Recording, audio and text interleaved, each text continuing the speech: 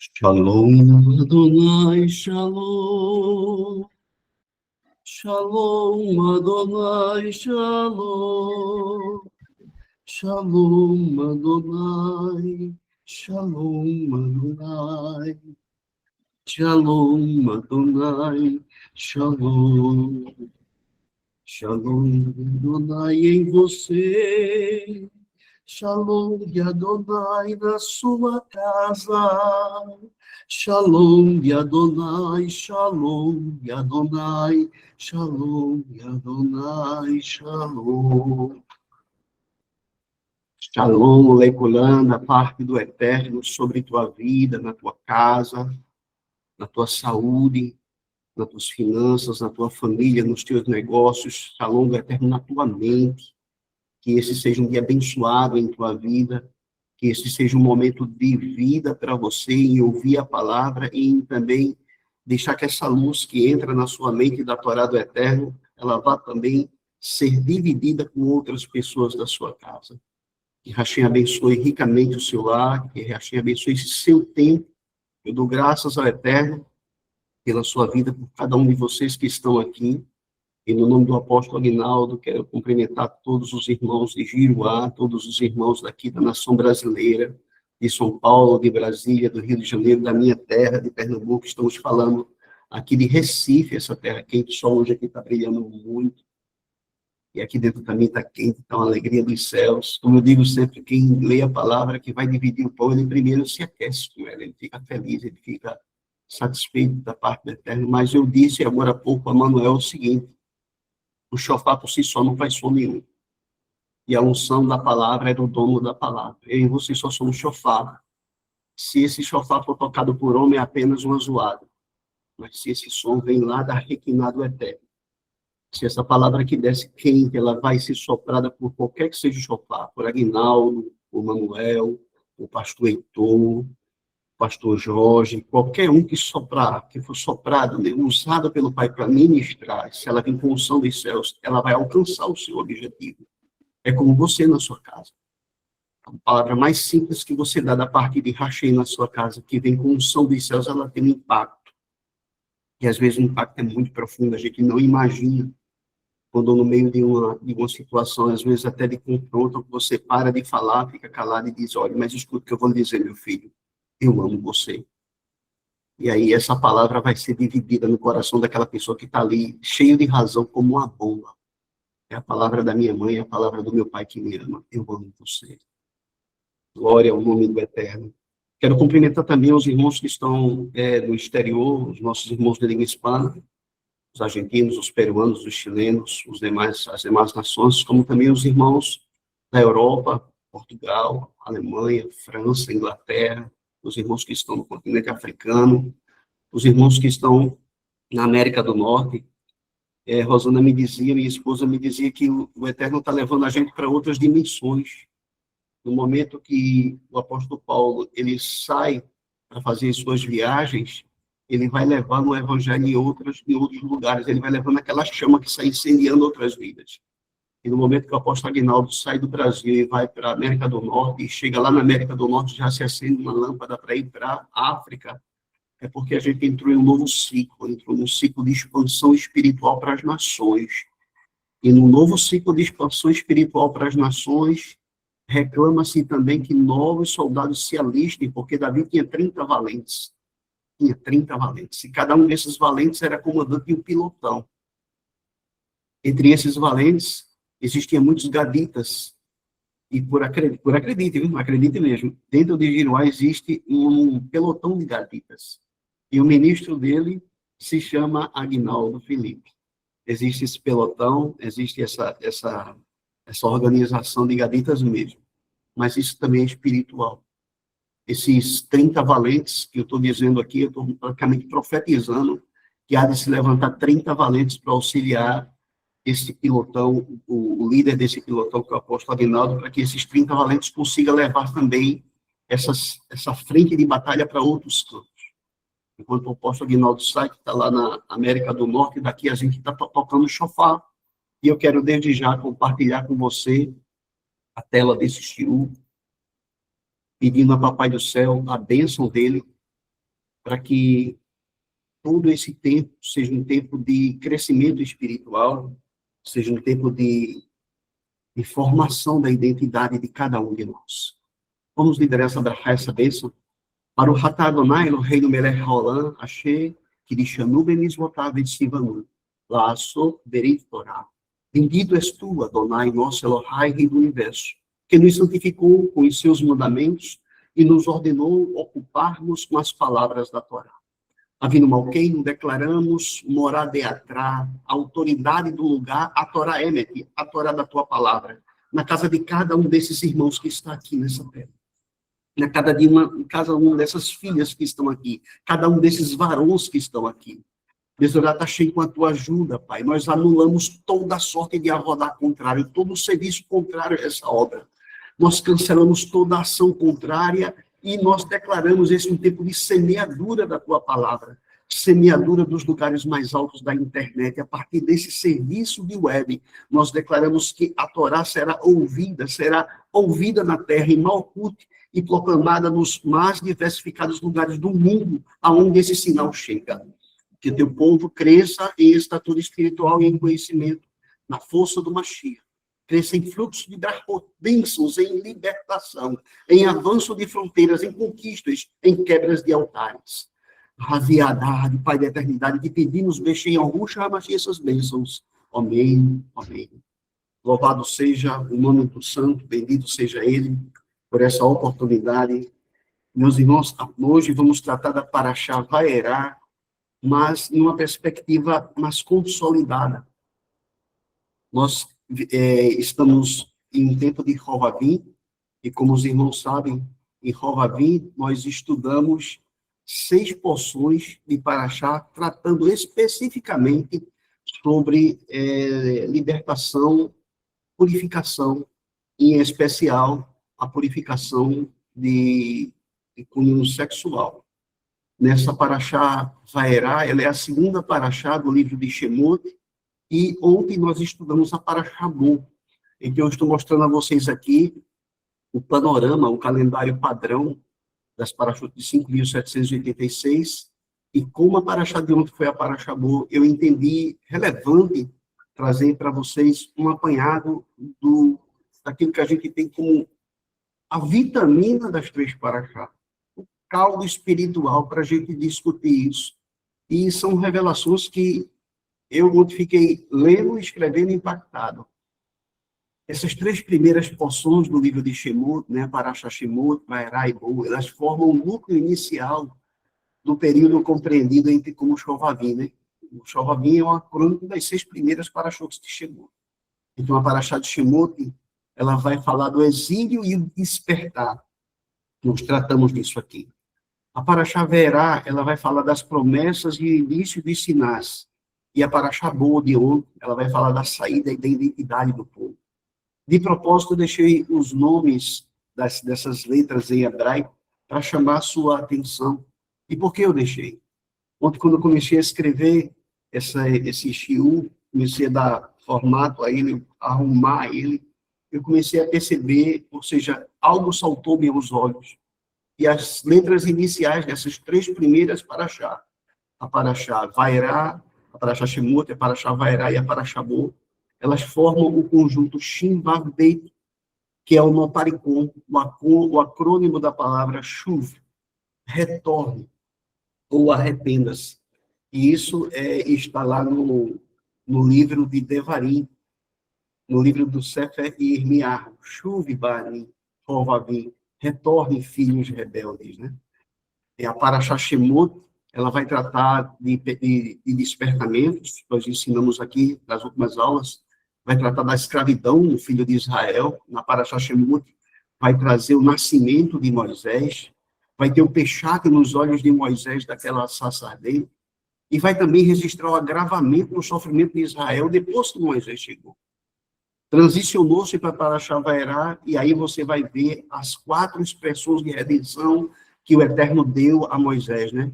O povo estava em prisão, Moisés chega para libertar, e agora o Faraó aperta sobre o povo de Israel o serviço, e o Eterno dá 4 expressões de libertação. Eu tirarei, eu livrarei, eu redimirei e eu tomarei. Ou seja, o parente Goel estava com as 4 palavras de libertação. E ali começa o outro tópico, que é o confronto de poder, Moisés e Arão enfrentando o faraó. E logo depois entra as 7 pragas, e por fim, né, a obstinação de Faraó nessa Paraxá Vaerá. Paraxá Vaerá, ele vai tratar só de 7 pragas no Egito e da obstinação do Faraó. O coração endurecido de Faraó. Mas na Paraxá Bo, aí você tem as 3 últimas pragas, são as 3 finais pragas, e você vai ter também ali a entrega do primeiro mandamento. O primeiro mandamento, conforme a gente estuda, dado ao povo de Israel, quando vem Israel ainda está dentro do Egito. E esse primeiro mandamento é um mandamento muito especial, porque é a santificação do templo, a santificação de Rosh Kodesh. No capítulo 12 de Êxodo, está escrito lá: este será para vós o primeiro dos meses do ano, né? A identificação do mandamento, ele é uma mitzvah dada a Israel como nação. Israel entra no Egito sem ser uma nação.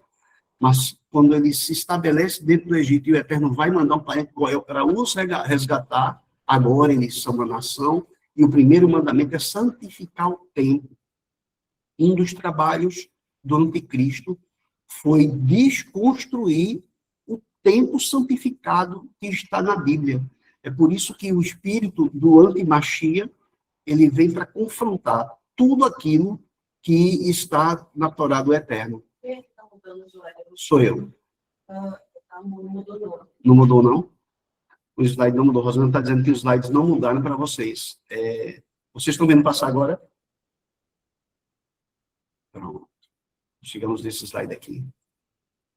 A identificação do mandamento. A mitzvah, como eu estava dizendo, a mitzvah do mandamento, ela é dada a Israel ainda dentro da terra do Egito. Rashi vai dizer que essa é a primeira ordem dada a Israel como nação.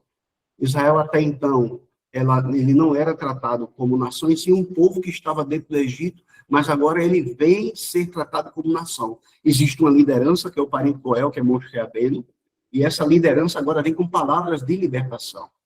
Então, a explicação de Rabi Ishmael sobre esse mandamento, ele vai dizer que a liberdade começa quando Israel passa a governar o tempo. Quem está vivendo os dias num olhar comum na sociedade, o tempo governa ele. Ele trabalha 30 dias esperando o dia de receber. Ele está sempre focado em um tempo do que vai acontecer. Ele não governa o tempo é que está governando ele. E o tempo governa ele porque ele vai viver como escravo do tempo. O escravo vive no tempo do outro, ele não é dono do próprio tempo.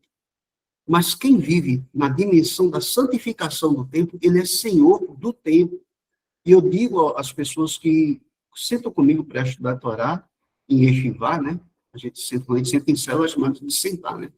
Então, quem santifica o tempo, ele não está debaixo das mazalotes que influenciam o tempo da terra.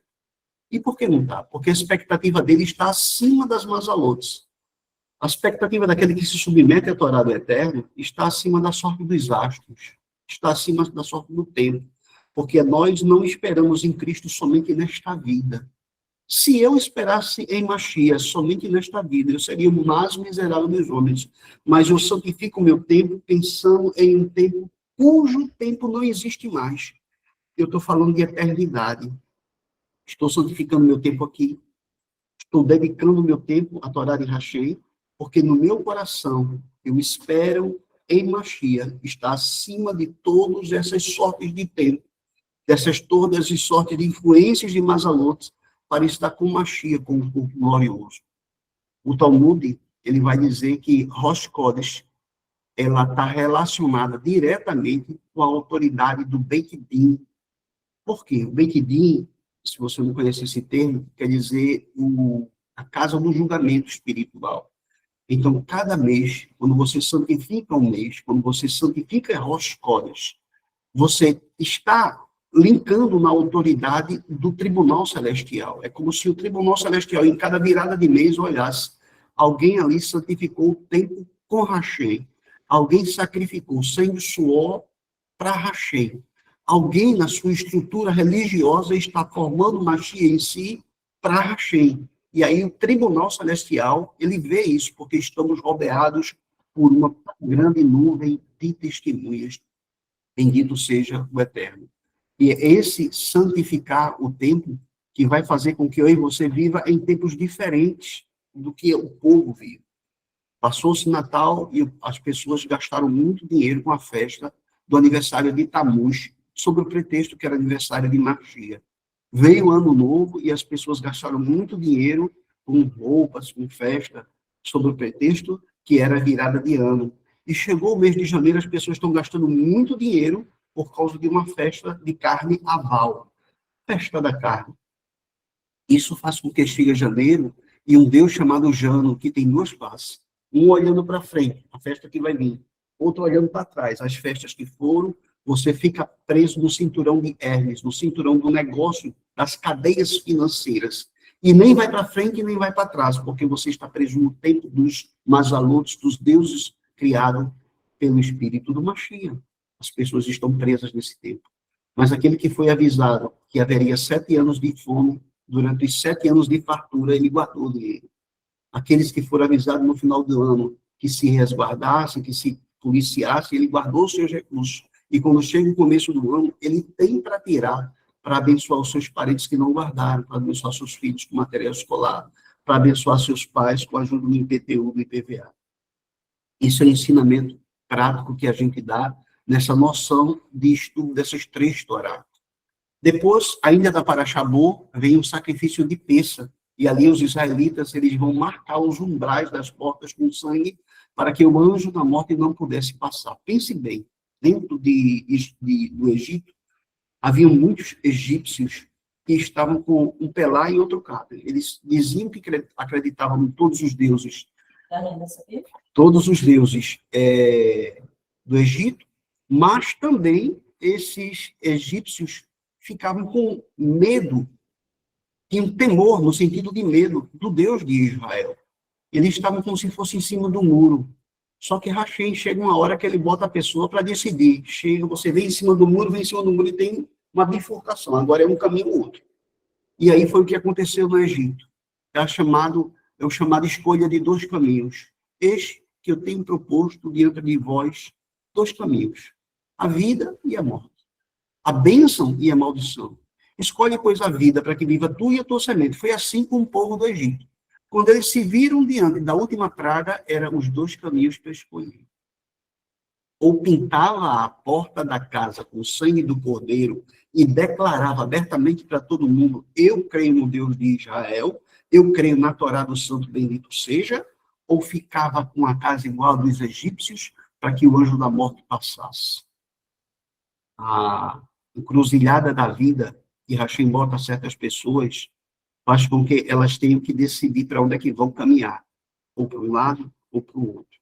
E ali, nesse momento, quem era servo 007 de Hashem deixa de ser, porque ele vai ter que escolher agora.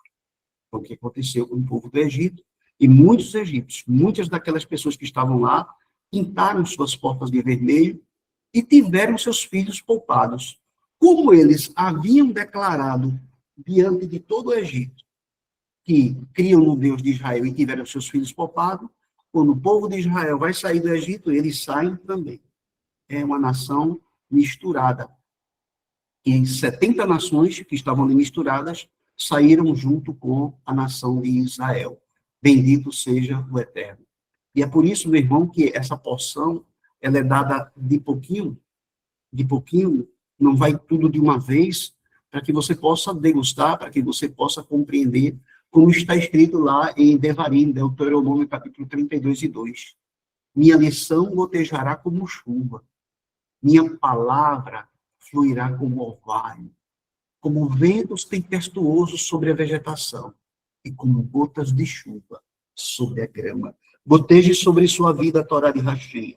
Goteje sobre sua vida a palavra do Eterno, a palavra que dá vida, a palavra que transforma, a palavra que gera vida onde há morte, a palavra que tira as clipotes, a palavra que entra no coração do homem e tira toda a impureza e escreve no coração do homem as 10 palavras de vida. E aí a pessoa passa a ser um circuncidado de coração.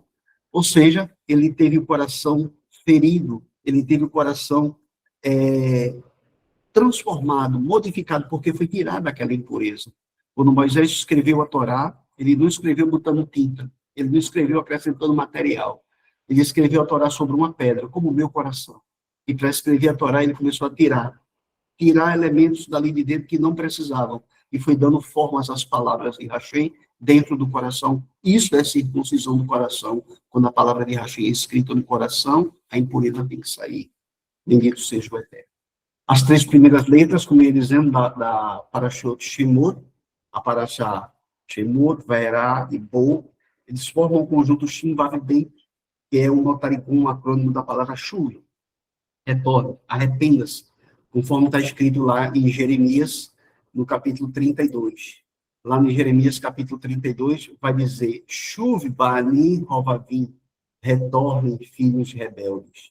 Então, esse Shuv Ba'ani Rovavim, retornem filhos rebeldes, é uma palavra que está muito conectada com a paraxá que a gente está dando aqui na Parashá Bo, e ela vai falar de Rovavim, mas me impressionou como eu fui, por curiosidade, buscar o sentido dessas 3 primeiras letras. Eu digo, vou formar um notaricon dessas 3 palavras para dar. E quando eu observei, eu digo, Shuv, e eu lembrei de um pastor aqui da região metropolitana do Recife, que o Eterno recorrentemente tomava ele em línguas, e ele dizia, Shuv, Shuv, e eu ficava, eu digo, essa palavra é uma palavra hebraica. Aí fui procurar no dicionário hebraico e achei. Shuv quer dizer arrependa-se, retorne. E eu disse para ele, só que o contexto de Shuv, naquele momento que eu falei isso para ele, não estava conectado.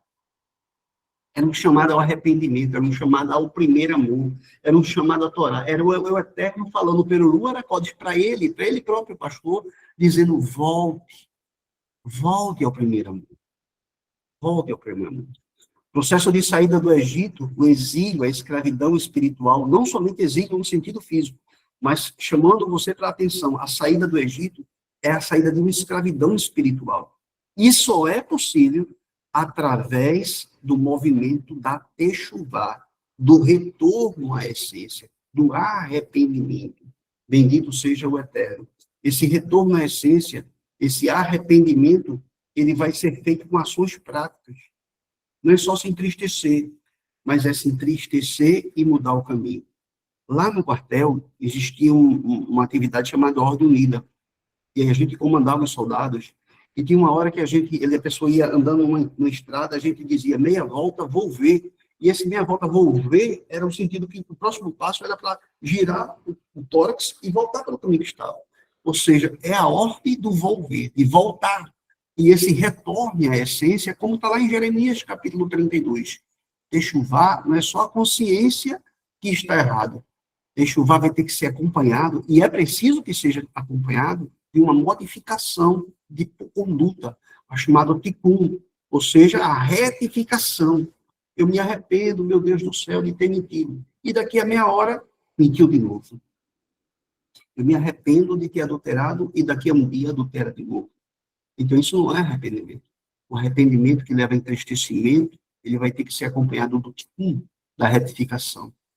E acredite, sempre que você praticou algo errado e precisa vencer aquela clipota que você se arrepende e não vai mais cometer, e diz que não vai mais cometer, o mundo espiritual permite que você passe pela mesma aprovação depois, para que você, naquele mesmo contexto, você possa negar a prática do pecado e subir de nível, né? Fazer um upgrade espiritual. É como eu cheguei na sexta, veio o sábado, descanso de Hashem, upgrade espiritual, upgrade na minha vida espiritual. Então, chegou ao momento de teste. Você venceu aquele pecado, você já não tem mais prazer naquele pecado, você fez techuvá, e agora você começa a promover o tikkun em você mesmo. E quando você retifica todas as suas clipotes, aí você começa a fazer o tikkun olam, a retificação do mundo. A retificação do mundo começa por mim quando eu retifico todos os meus erros. A retificação do mundo, tikkun olam, vai começar em você. Mas você vai fazer o tikkun no olam hazé. O tikkun olam, a retificação do meu mundo, ele passa a ter agora uma influência na minha casa quando eu quebrei todas as minhas clipotes.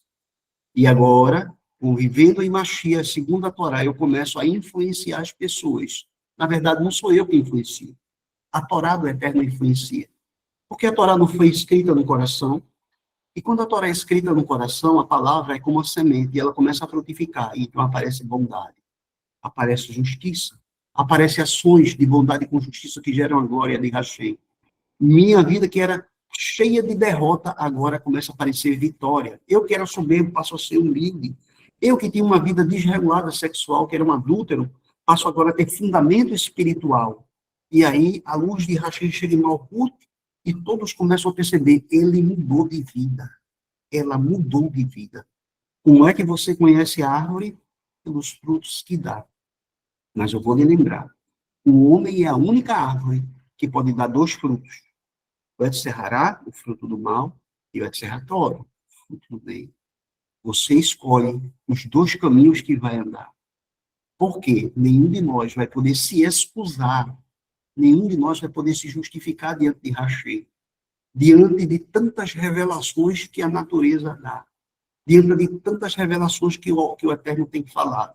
E nenhuma das pessoas vai poder dizer, eu fui pego de surpresa. Não. Tem chofarote tocando sobre a terra em muitos lugares. A palavra dear, em hebraico, esta raiz refere-se a extinguir, refere-se a apagar. E essa palavra, ela é como um fogo negativo espiritual que reflete o sentimento, o sentimento de impulso impróprio e leva à prisão espiritual.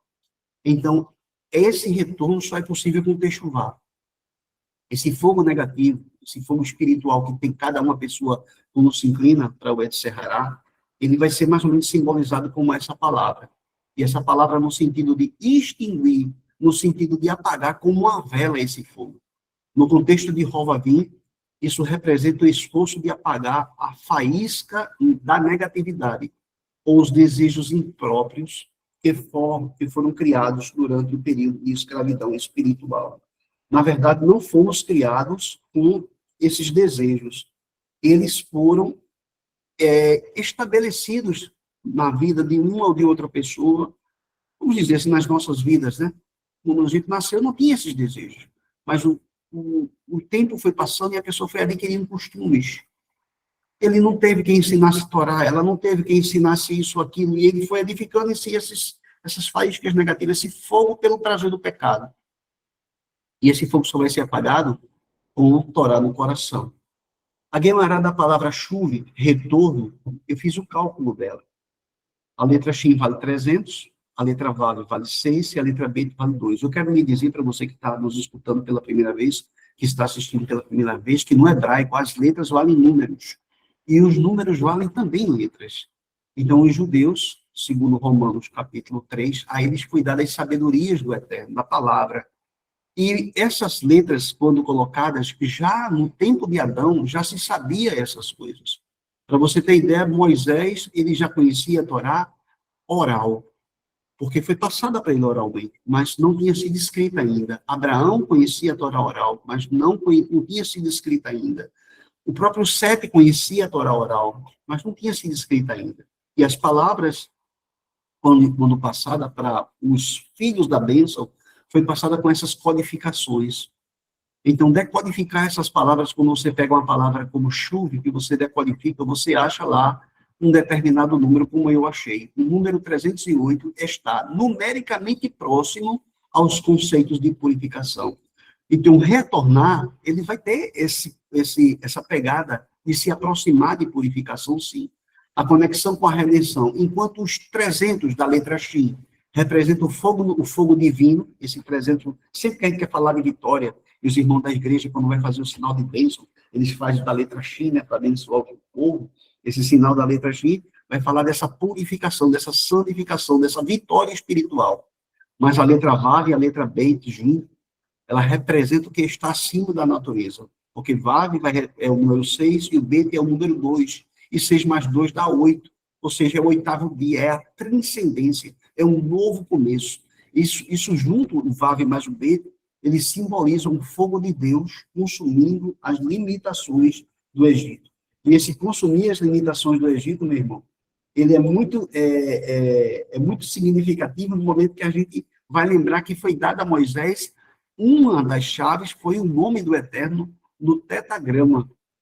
As limitações naturais do Egito são consumidas pelo fogo de Rashi, escrevendo a Torá no coração e tirando as impurezas. Ou seja, eu peguei os 10 mandamentos, estou com a chave.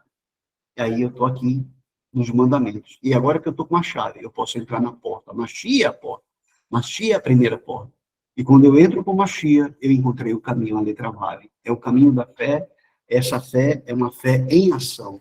Existem ligações entre as palavras de Machia, né? E essas ligações entre as palavras que Machia falou, tanto ele se referindo ao que estava lá na Torá, nos 5 livros, primeiros livros da Bíblia, quanto o que está na Brit Hadashah, ela vem trazer ensinamentos para a gente. Eu quero trazer para vocês um desses exemplos que eu estava meditando ontem, e essa ligação está lá em 25 de Mateus, pode anotar aí, na Brit Hadashah, o livro de Matai, ou seja, o livro de Mateus, no capítulo 25, ele vai contar uma parábola de talentos. E eu quero que você preste atenção nisso. Diz que os servos bons daquela parábola aludem a terrenos da parábola.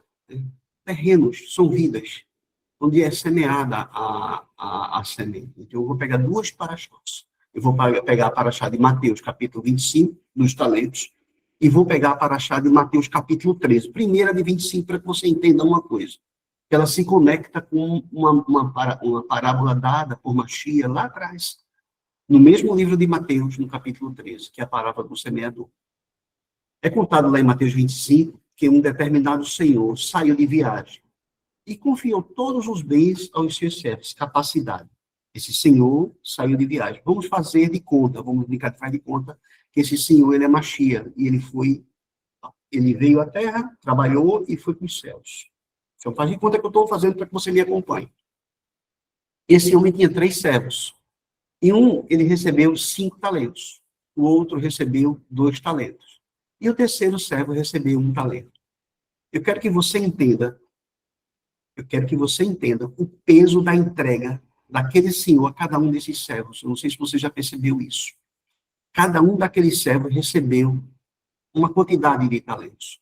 E eu preciso explicar para você que 1 talento de prata equivale a 6.000 denários. Um só talento de prata, ele vai equivaler a 6.000 denários.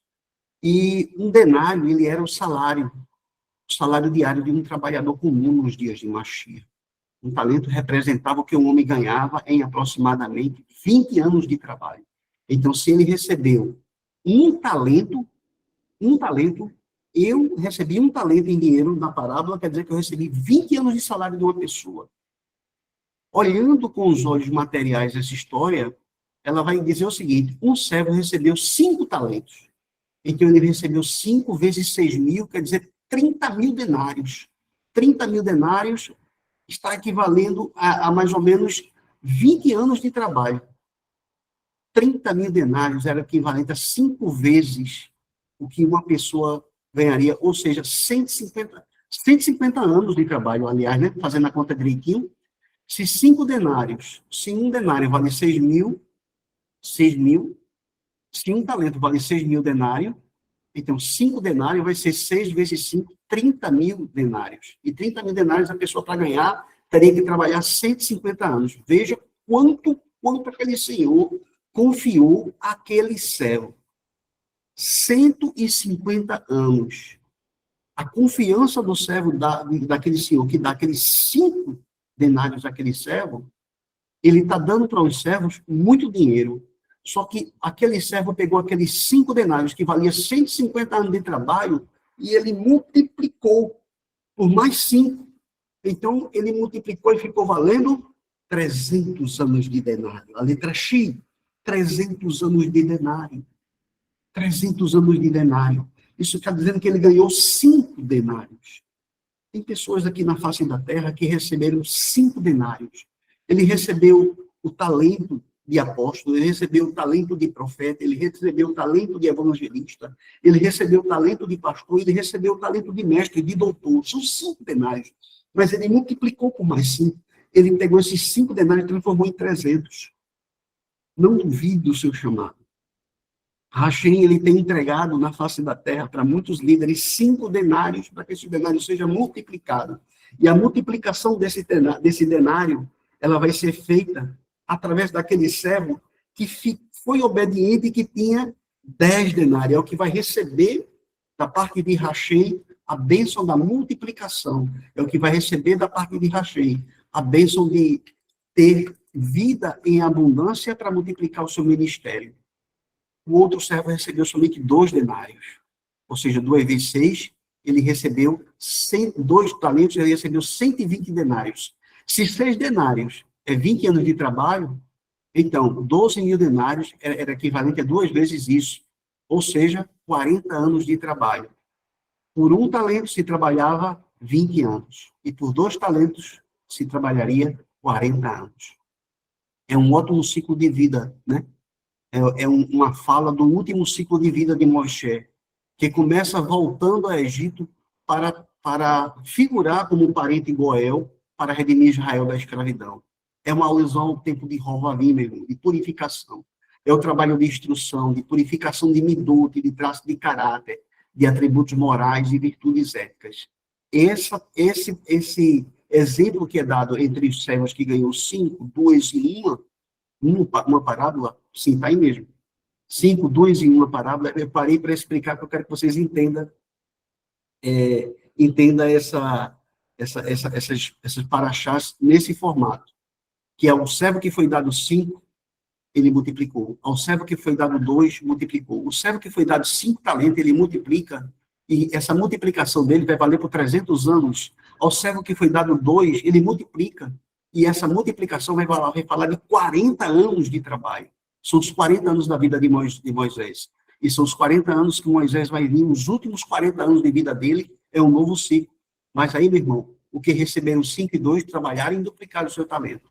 E o que recebeu 1 talento, ele escondeu na terra comigo. A minha oração é que o Eterno faça com que você, que recebeu o talento do ensino, não enterre. Que você seja ousado.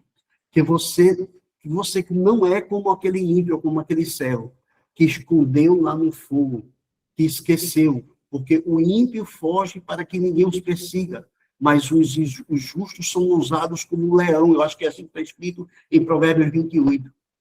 Você seja ousado como leão, não enterre o talento que acha que entregou. Seja ousado, abra sua boca, ministre e multiplique o talento de Rachem.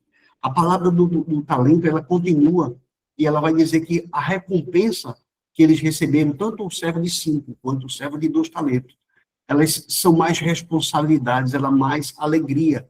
Machia limpa a vara que está conectada nele, para que ela dê frutos, João capítulo 5. O que me chama a atenção é a promessa que está na fala de Machia para aquele servo que escondeu o talento. Essa passagem deixa para mim, né, eu acredito que para mim e para você, não sei se você já ouviu, que o Senhor dessa parábola, ele vai repreender aquele servo mau. E ele vai dizer o seguinte, lá em 25 de Mateus, capítulo 25, versículo 26. Não sabias que ceifo onde não semeei e ajunto não espalhei, onde não espalhei? Isso não me lembra nada, meu irmão. A profecia, a palavra de promessa, né? O fogo que está ardendo ali, quando ele diz aquilo para aquele servo, parece uma repreensão. Servo mau e infiel, não sabeis, né, que eu ceifo onde não semeei e que eu ajunto onde não espalhei. E eu, quando olhei essa palavra que ele ceifa onde não semeou, eu comecei a me perguntar, peraí, que promessa é essa? Que promessa é essa que tem nessa passagem? Onde foi que Machia semeou? Mateus 15 e 24. E ele, respondendo àquela mulher, ele disse, eu não fui enviado, senão as ovelhas perdidas da casa de Israel. Ele só foi semear na casa de Israel. Quando ele diz, ajunta onde não espalhou, quem foi espalhado? Quem foi para Galute? Né? 2 Reis, capítulo 15, né? Quem foi, né, do povo de Israel que foi levado da tribo do norte para o exílio por Tiglat-Pileser II? Jeremias, ainda capítulo 9, versículo 16, é uma passagem bíblica que diz lá que o Eterno vai se espalhar entre as nações. Meu irmão, ele está dizendo para mim e para você Eu sei onde não semeei. Rachei não semeou no povo brasileiro através de Machia.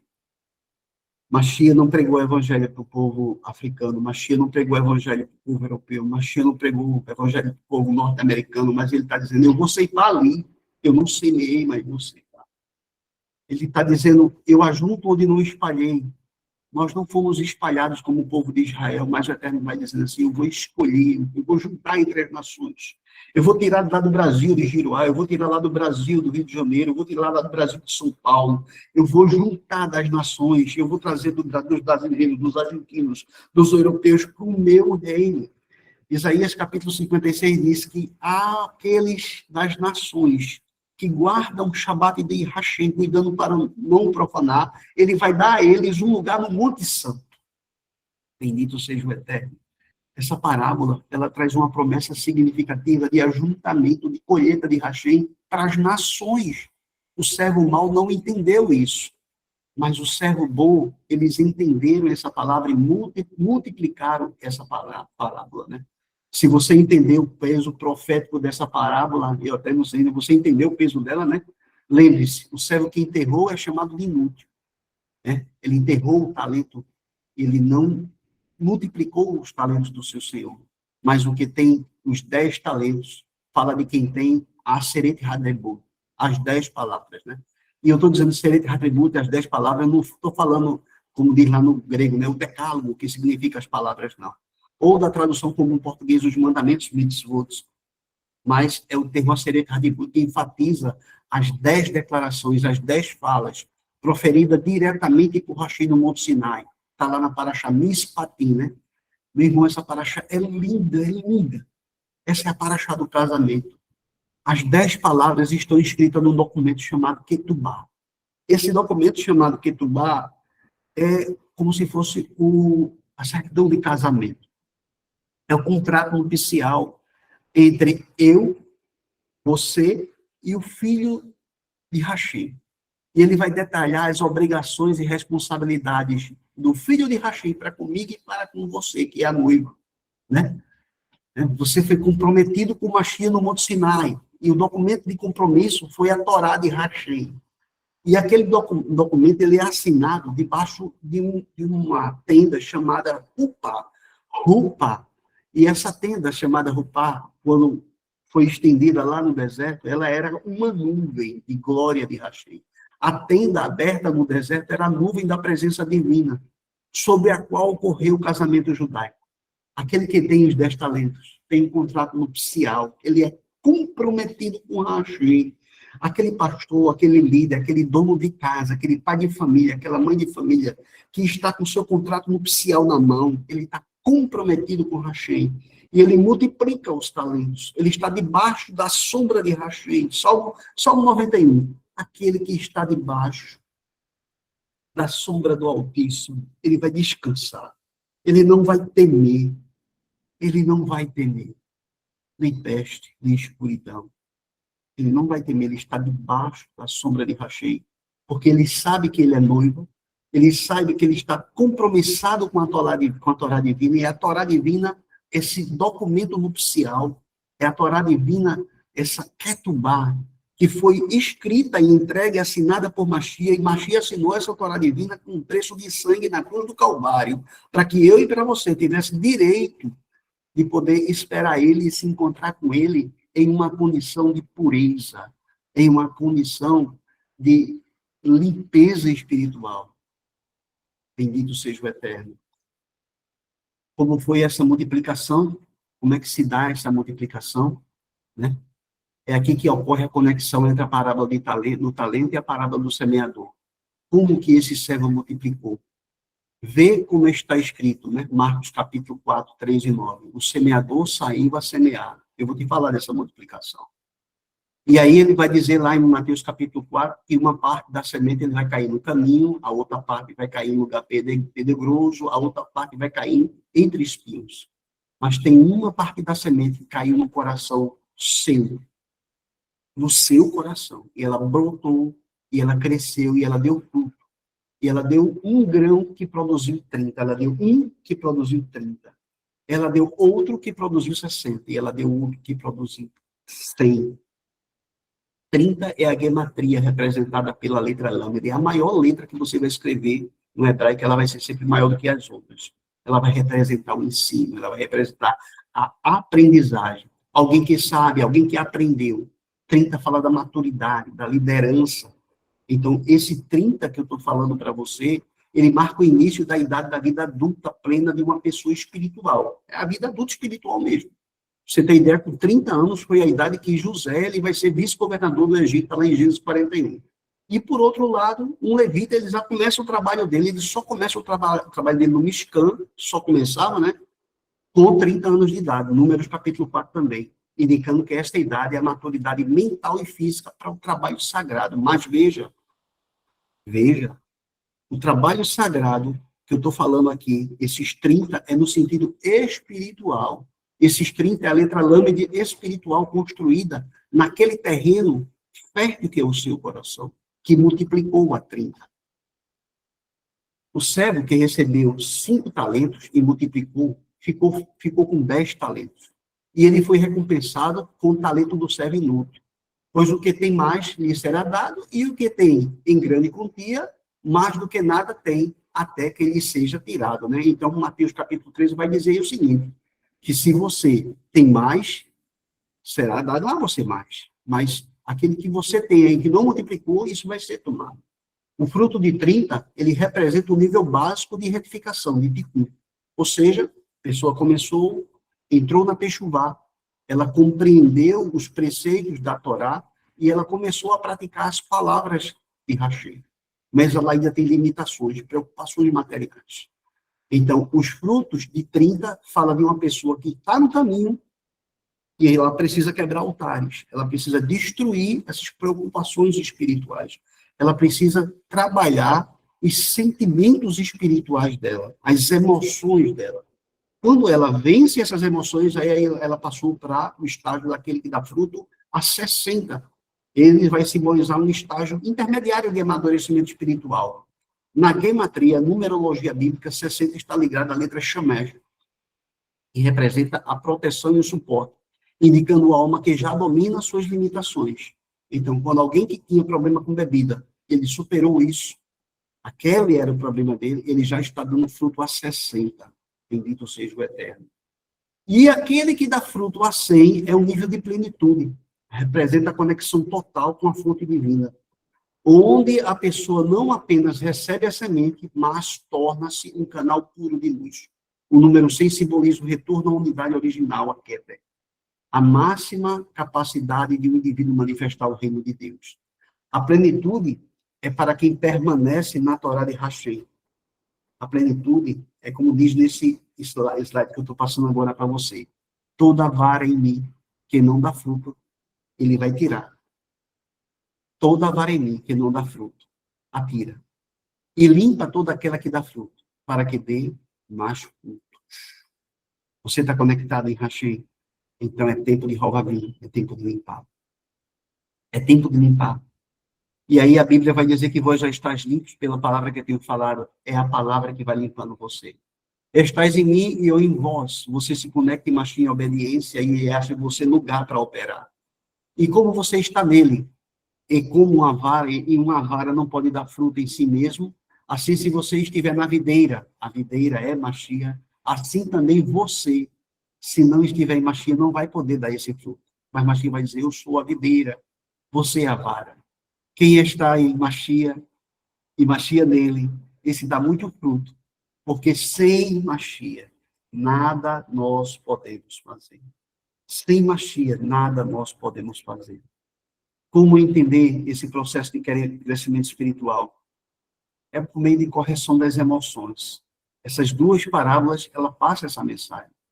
Antes de explicar isso, eu preciso deixar claro que o conceito da árvore da vida, para que você entenda esse processo de crescimento espiritual, existe um conceito criado pelo judaísmo chamado árvore da vida. Esse conceito de Eretz Hai, árvore da vida.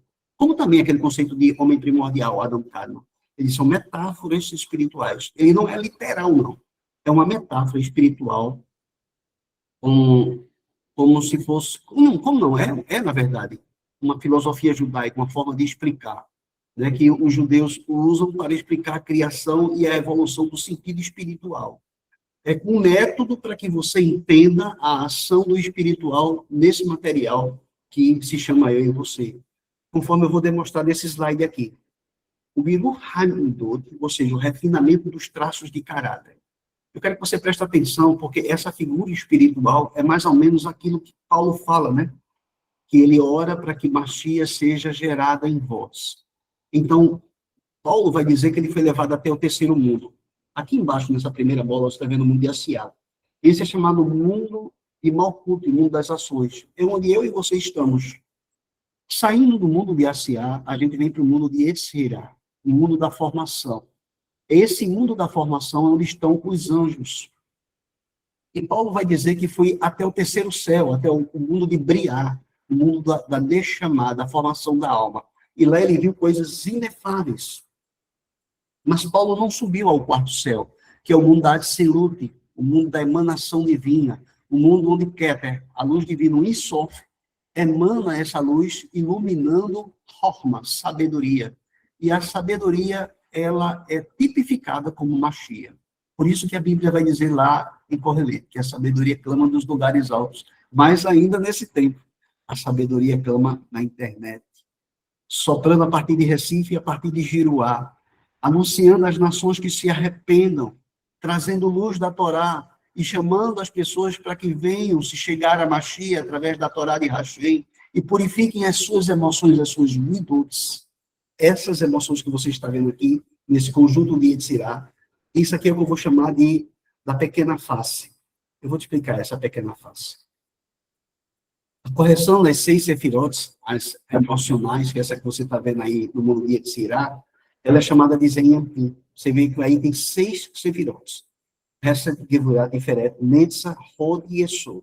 Ela é conhecida na Cabala, né? A Cabala no sentido de entrega, de revelação, e no movimento do Hassidismo como Biru Hamidot, o refinamento dos traços de caráter.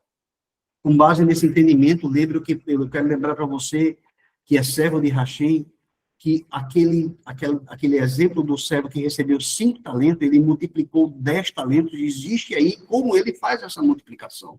É porque ele tinha 5 talentos e conseguiu retificar as suas emoções. Quando esse servo, se você olhar no nível mais baixo, estava em Malhut, ele ouviu a Torá, ele recebeu a Torá. Então, em Malhut, o reino de Mashiach aqui na terra, no mundo de Asiá, ele começou a obedecer os mandamentos, multiplicando seus talentos. A luz do Pai resplandeceu nele por meio de suas ações. Neste mundo, que é o mundo de Asiá, essa luz chega para mim e para você, e você passa a ser agora sal e luz da terra, quando você obedece à Torá de Mashiach. E obedecendo à Torá de Mashiach, você pode ter certeza.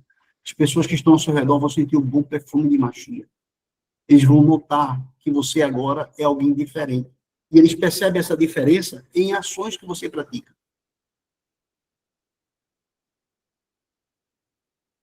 É nesse momento que esse servo que tinha esses 5 talentos, ele vai multiplicar os talentos dele.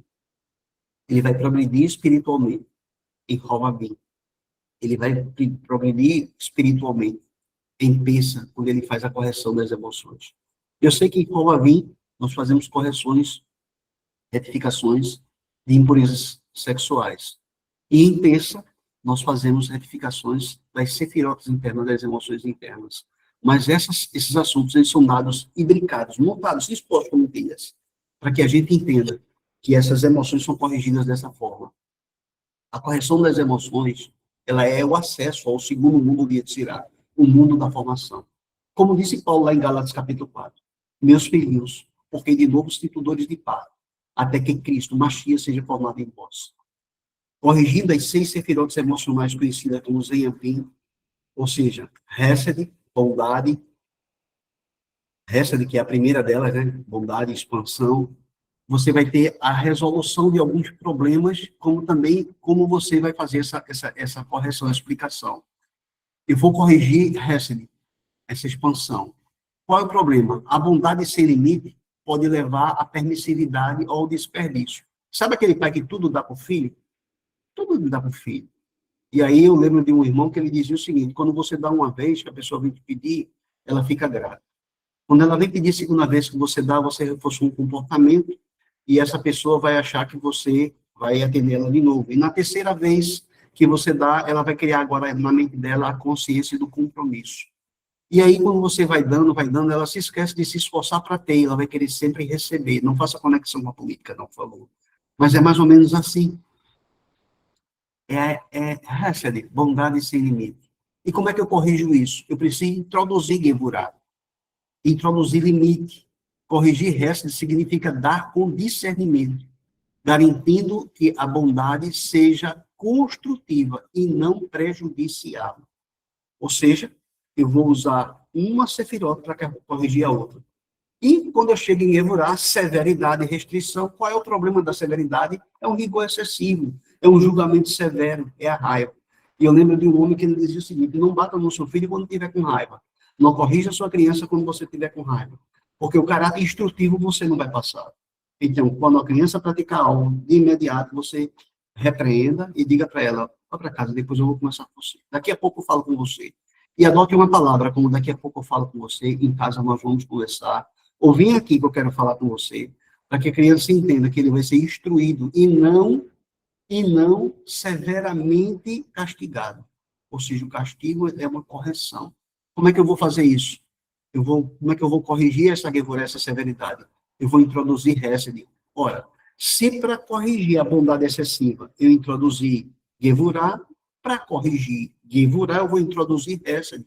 A correção ocorre quando usamos a força e a disciplina para proteger e construir, e não para punir e paralisar. Eu lembro de uma história muito triste que contaram, eu acho que aquilo é um conto. Uma criança, em um país muçulmano, ela passou na feira e pegou uma maçã. Isso deve ser um conto, não é possível. E aí, aquela pessoa viu que a criança pegou a maçã e foi embora comendo, o dono daquele tabuleiro foi lá, pegou a criança e levou para a polícia. E a polícia sentenciou aquela criança à pena capital de lá, que era decapitar o braço. E aí, os homens foram, chamaram o pai da criança, como se manda lá, e decapitaram a mão da criança. E a criança foi para casa chorando, e ela disse: mãinha, chegou em casa com o pai e a mãe dela, triste, foi decapitada, fizeram a curativa, e disse: mãe, eu nunca mais vou pegar maçã. Quando é que papai vai mandar os homens devolver minha mão? Eu estou dizendo isso para que você entenda. Não haja com severidade cega. Haja com amor. Não decapite. Não julgue seus líderes, pastores, presbíteros, apóstolos, que você esteve lá na igreja evangélica, porque eles são, na verdade, o primeiro piso que você teve de contato com a Torá. E quantos livramentos, quantas bênçãos, quantas revelações você recebeu quando estava na igreja com eles. Nós não somos inimigos dos evangélicos. Nós somos inimigos daqueles que são contrários à Torá. Então, tudo que a gente tem como legado desses homens é muito bom para que a gente consiga agora tomar do vinho velho que Machia multiplicou no casamento que foi em Caná. O vinho novo foi servido para mim e para você. Mas como Machia chegou, o milagre aconteceu. Ele serviu o melhor vinho, era o vinho velho, era a Torá original. Então, meu irmão, se aqueles irmãos ainda estão tomando um vinho novo, deixa que Rachem é quem vai fazer eles virem para cá. Deixa que Rachem é quem vai fazer eles amadurecerem. Bendito seja o Eterno. Tiferet, beleza e harmonia. Qual é o problema da em Tiferet? Que é a compaixão desequilibrada, ou o egoísmo estético, né? Aquela coisa de eu quero só para mim. Só para mim, só vem a nós. A correção, eu vou equilibrar a Tiferet com essa e Gevurah. Tiferet é corrigida através da verdade, da Emet. É a habilidade de ser compassivo sem comprometer a justiça, integrando a correção e a mente. Eu não entendi, meu irmão. Vou te dar um exemplo. Eu vou te dar um exemplo bem básico. Eu devia R$ 100 ao apóstolo Aguinaldo. E eu cheguei para o apóstolo Aguinaldo me encontrou um exemplo, viu? Isso é um exemplo. E o apóstolo Aguinaldo disse: meu irmão, me paga o meu dinheiro. E eu cheguei para ele: meu irmão, me perdoa, está na Bíblia, né? Você já percebeu. Me perdoa, eu vou te pagar quando eu puder. E aí, a lógica era que, pelo tempo que eu estava devendo, eu fosse preso, mas o apóstolo Aguinaldo, com compaixão, perdoou minhas dívidas. Eu saí dali muito feliz e encontrei o irmão Manuel. E irmã Manuel me devia R$ 50. Eu disse, Manuel, cadê meu dinheiro? Aí Manuel disse, meu irmão, não tenho como te pagar, me perdoa, eu vou te pagar quando eu puder, eu estou muito apertado agora. E eu cheguei para Manuel e disse, nada disso, chamei o povo, acionei a justiça e prenderam o Manuel. Só que eu disse a você no começo que nós estamos rodeados por uma tão grande dúvida de testemunhas, e a grande dúvida de testemunha foi avisar o apóstolo Aguinaldo. Disse, olha, Cabral, que tu perdoar R$ 100, ele encontrou uma pessoa que devia para ele, devia só 50, ele não perdoou, não, prendeu. Então, o apóstolo Aguinaldo manda me chamar. Ele disse, você não usou de diferente de beleza. Você usou de gevurá, e usou de gevurá sem reza. Porque quando eu usei de você, com que você de diferente, eu dei a você misericórdia e justiça junto, era para você se valer daquela bondade que foi minha, e que eu, recebendo de você aquela situação, liberei para você perdão, era para você também perdoar. O que é que eu estou dizendo com isso, meu irmão? Tu ora, Pai Nosso, perdoa as minhas dívidas, assim como eu perdoo aos meus devedores. Quem é que você não conseguiu perdoar ainda? Qual foi a diferença que você não conseguiu ainda exercer a luz da glória, da harmonia, da beleza divina? Na harmonia divina, eu vou me harmonizar com o perdão que eu dei, dando perdão. Libere perdão e você será perdoado, perdoada. Nessa vitória, persistência, foco. Essa é a sefirota mais bela de todas. Vitória, todo mundo quer vitória, todo mundo quer vencer batalha, todo mundo quer vencer peleja. Mas qual é a questão disso? Quando eu persigo essa vitória cegamente, aí eu estou me movendo em ambição. É uma dominação, é uma teimosia em caminhos errados. E aí eu posso estar caminhando, caminhando, querendo uma vitória, e não é aquilo que vai ser dado a mim. Qual é a correção? Eu vou introduzir humildade, rode. Corrigir eles é agir com determinação, mas reconhecer que a força vem de Hashem, não é minha. A unção é de Hashem, não é minha. O saber é de Hashem, não é meu. A persistência em determinada coisa que não está dando certo, precisa ter a humildade agora e recuar. Se eu estou num negócio, investindo no meu negócio, eu estou vendo que está dando prejuízo, por que eu vou insistir com aquele produto de venda? Por que eu vou insistir com aquele produto de venda? Eu vou desimobilizar aquele produto, vou perder algum capital de lucro, deixo de lucrar, vendo aquele produto e trago um produto que possa me dar mais lucro. Porque isso é ter, na verdade, humildade de reconhecer, eu errei, eu preciso corrigir. Quando a sua mulher chega para você e diz, meu filho, tá certo, você todo dia bebendo, aí você vai lembrar, diz, meu Deus, eu bebi uma cerveja final de semana. E aí Satanás criou um altar ali, deixou de ser uma cerveja no final de semana, passou a ser na segunda, na terça, na quarta, e agora deixou de ser cerveja, passou uma bebida mais forte, e aí você não tem humildade de dizer espiritualmente, eu errei, isso é um laço de raça-tão, eu tenho que me apartar dessa bebida, eu não nasci com esse laço. Tu está entendendo? Deles é vitória. Tá bebida, está lá no livro de Provérbios, tá bebida para os tristes de coração, para os aprisionados, para que se esqueçam das suas dores. Você não. Sede sóbrio, sede vigilante, sede abundante na obra de Hashem. É você que está em cima do muro da sua casa, no muro espiritual, na brecha do muro, com o escudo na mão e com outra mão trabalhando, edificando o muro de Hashem. É você o sumo sacerdote, é você a pessoa de liderança da sua casa. Você também que não tem esposo, que você quer só, é você que é essa sacerdote. Quando Moisés não quis exercer o sacerdócio de circuncidar os filhos dele, a mulher dele foi lá, pegou uma pedra e circuncidou o filho, e jogou sangue nos pés dele e disse, tu és um marido de sangue, porque ele não quis adotar o trabalho dele de sacerdote. Então, quando o homem não adota a postura de sacerdote, a mulher adota essa postura. Ela é esse sacerdote. E esse sacerdote, ele está num muro espiritual. É ele que é a cabeça, é ele que edifica o muro da casa dele, da família dele, do filho dele. É ele que ensina a Torá, é ele que canta, é ele que ora, é ele que se desvia do mal. É ele que tem que ter essa humildade e reconhecer que isso está errado. Ela está certa, eu vou voltar desse caminho. Se esse ela não é uma fala de uma mulher, e esse ela, e se, né, como a Rosana diz, e se esse ela é da Bíblia que está olhando para você e você olhando para ela e o Espírito lhe falando, olha, isso que você está fazendo está errado. Quantos caminhos que a gente entra e Hashem diz, olha, o que você está fazendo, não vá por aí. Rod, esplendor, humildade.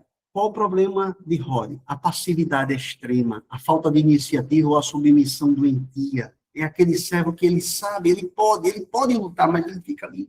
Ele não é protagonista da sua história, ele está o tempo todo parado, ele está o tempo todo esperando. Ele não tem nenhuma reação, ele recebe a palavra e fica lá parado. Ele recebe o ensino e fica parado. E o filho dentro de casa vai comendo doce, vai comendo doce, vai comendo doce. Ele diz, meu Deus, isso vai fazer mal a essa criança. Mas ele é passivo, ele só está orando. Ele não tem autoridade para exercer Gevurah com Hesed. Isso é preciso de uma correção. Como é que eu vou corrigir isso? Eu vou introduzir Nitzah. A correção de Rod é a rendição ativa. Eu tenho que me entender como pessoa que está passiva, agora eu vou me render, eu vou aceitar a realidade com gratidão, eu vou modificar essa realidade. Mas eu vou manter a dignidade e a ação necessária. Eu vou ter que usar as outras sefirotes superiores. Eu vou ter que usar bondade e justiça, eu vou ter que usar Tiferet, eu vou ter que usar vitória para vencer esse problema. Porque a luz caminha nesses raios internos dentro de mim. Veio Hesed e iluminou. Veio Gevurah e iluminou. Eu usei Hesed com Gevurah, acendeu a luz da glória de Hashem. Eu tive uma vitória, bênção no Pai. E a luz veio agora para o outro lado. E agora chegou em humildade, em esplendor. E esse esplendor, essa humildade, ela tem correções também. Você não pode ser passivo, tem que ser ativo.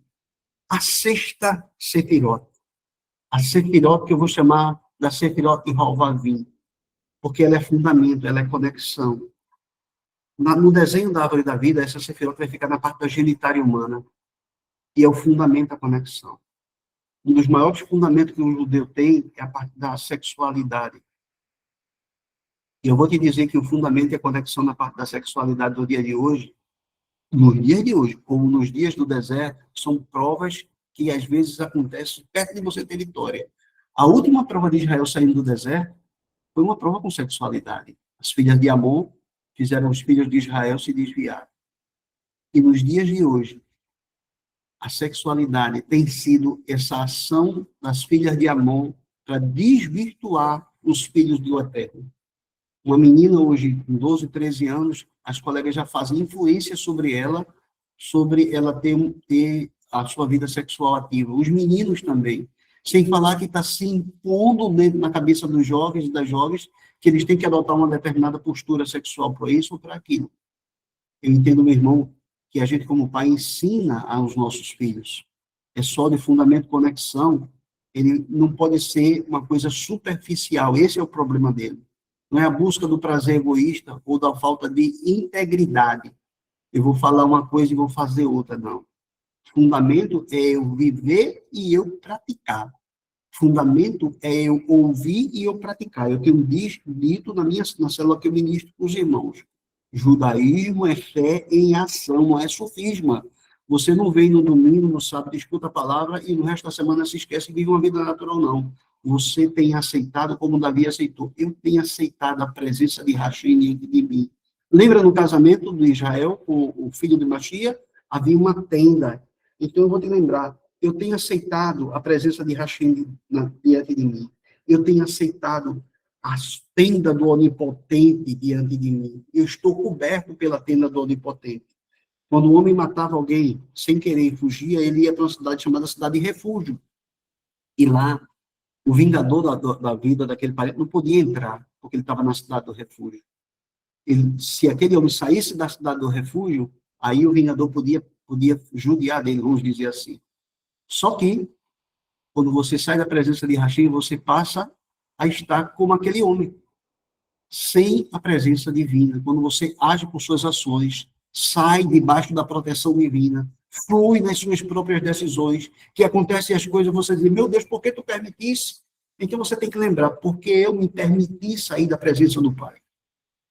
Como é que eu corrijo? É só fidelidade e verdade. E é corrigindo pela pureza nas relações e pela canalização de todas as emoções anteriores para um propósito santo e santo.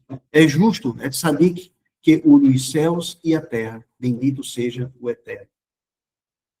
Aqui, nessa Sefirot de Yesod, que nós encontramos essa passagem, é fundamental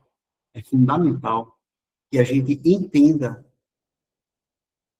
a posição de santidade que a igreja está vivendo nos dias de hoje, que não são fáceis. A relação entre a Paraxá Shovavim, Shemot, Verá e Bo, e a quebra dos altares espirituais, que está escrito lá na Paraxá Shemot, o altar da identidade, o altar da natureza que foi quebrado, na Paraxá Bo, o altar do medo e do ego quebrado. Eles são indispensáveis para a gente entender isso numa perspectiva da tradição judaica. Cada um altar desse, que foi estabelecido, que a gente estudou nessas 3 paraxá, é um lugar de foco, de sacrifício e de conexão. Quando o judeu pensa em altar, é justamente isso: foco, sacrifício e conexão. Quando o judeu ele entrava para oferecer um sacrifício, eu não sei se te explicaram isso, o homem levava um animal, e ele levava um animal e ele tinha que passar pela porta. Vê que simbolismo. Tinha que passar pela porta, mas cheia da porta era. Assim que ele passava pela porta, ele já dava de cara com misbeia, um tanque onde era feito vamos chamar assim, uma fogueira, para você entender.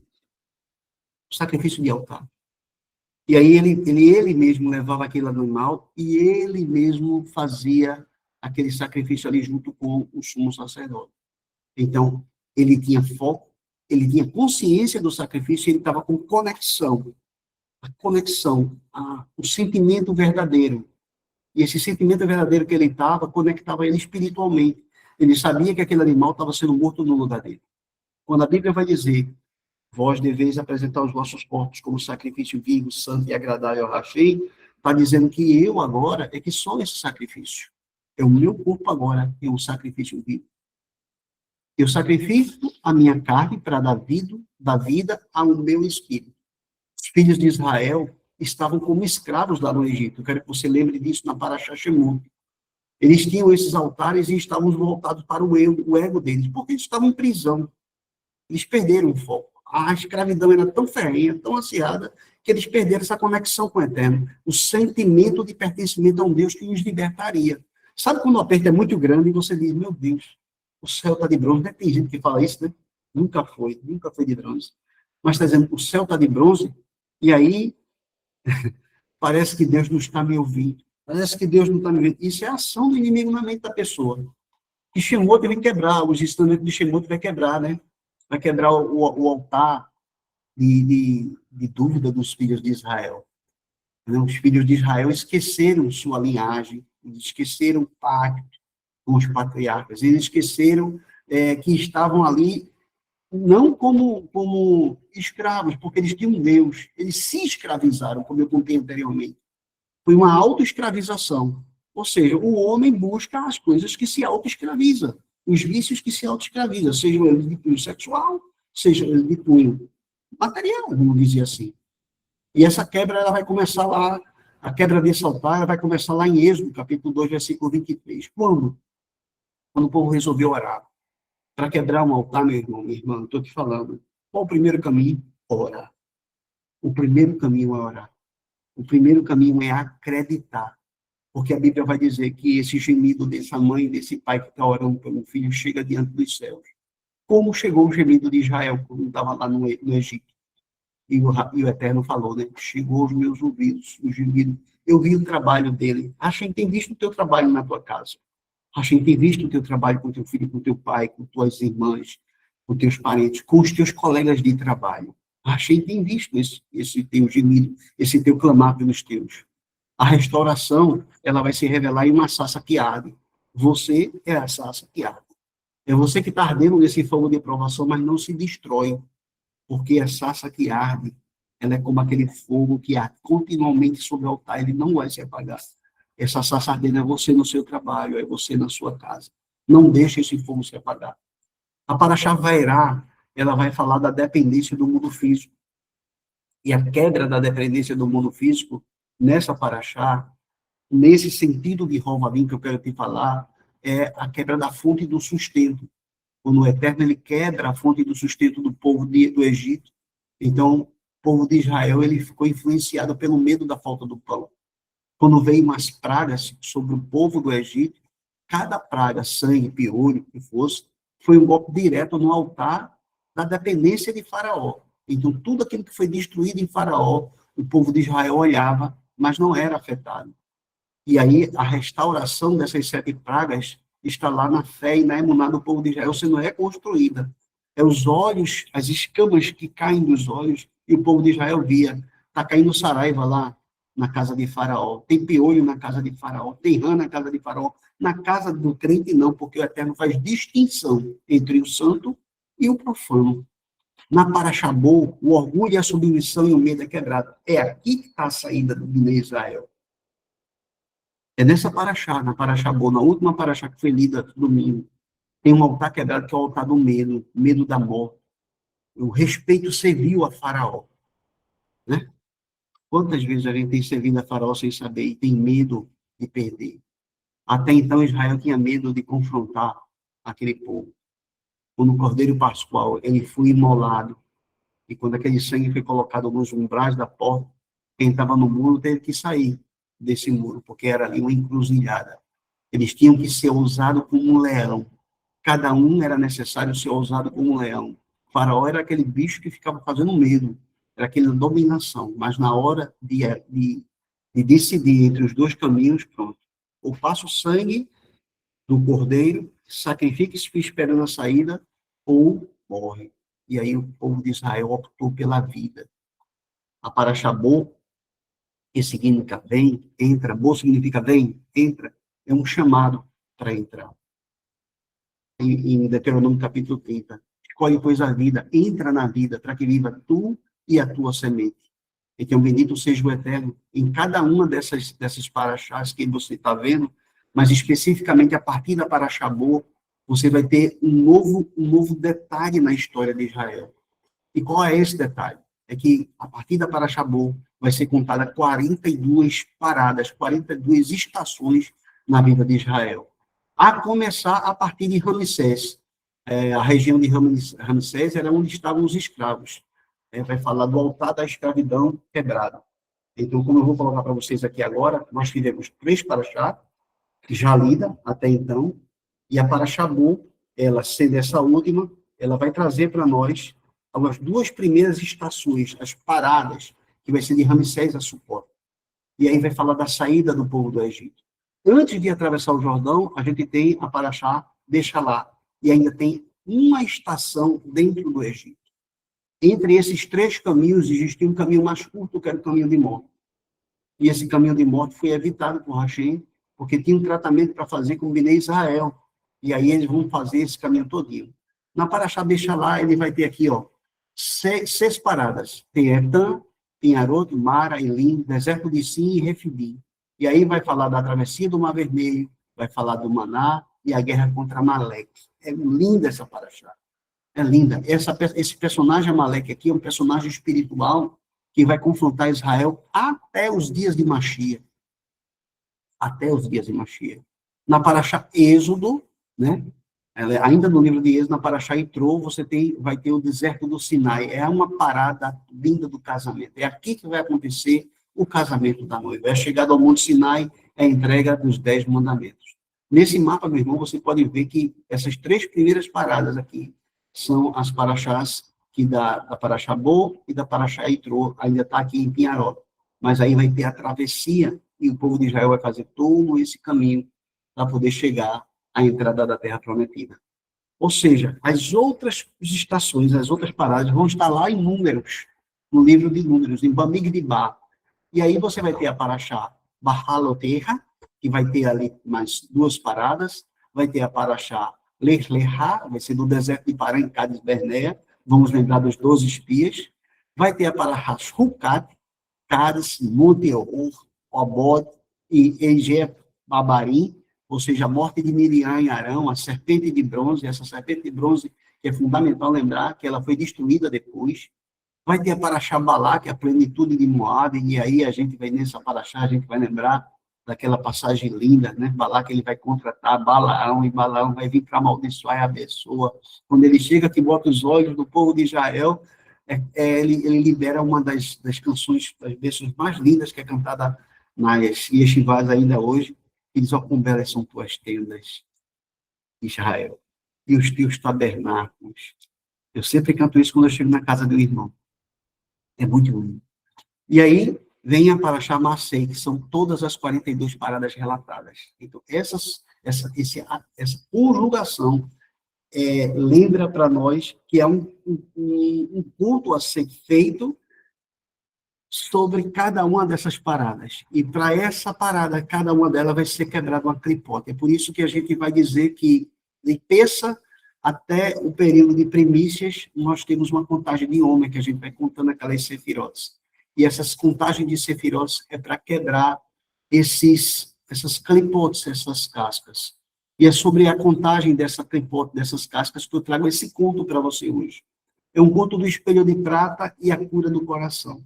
Presta bem atenção nisso. Havia um homem muito piedoso. Por que eu vou contar isso? Para que você entenda o que é uma clipote. Deixar mais claro para você. E como é que quebra.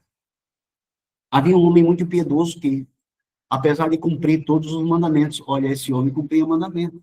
Era judeu. Estava conectado na videira.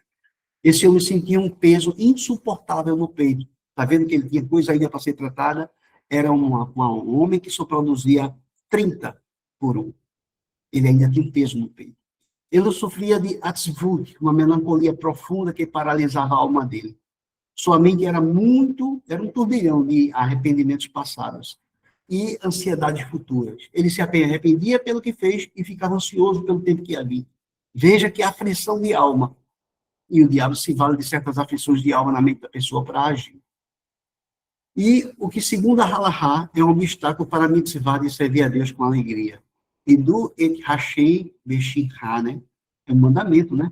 Servir ao Senhor com alegria, está lá no Salmo. Então, ele não conseguia servir a Deus com alegria, ele não cumpria esse mandamento de servir a Deus com alegria, porque ele tinha arrependimentos do passado e ele tinha também muita ansiedade pelo futuro.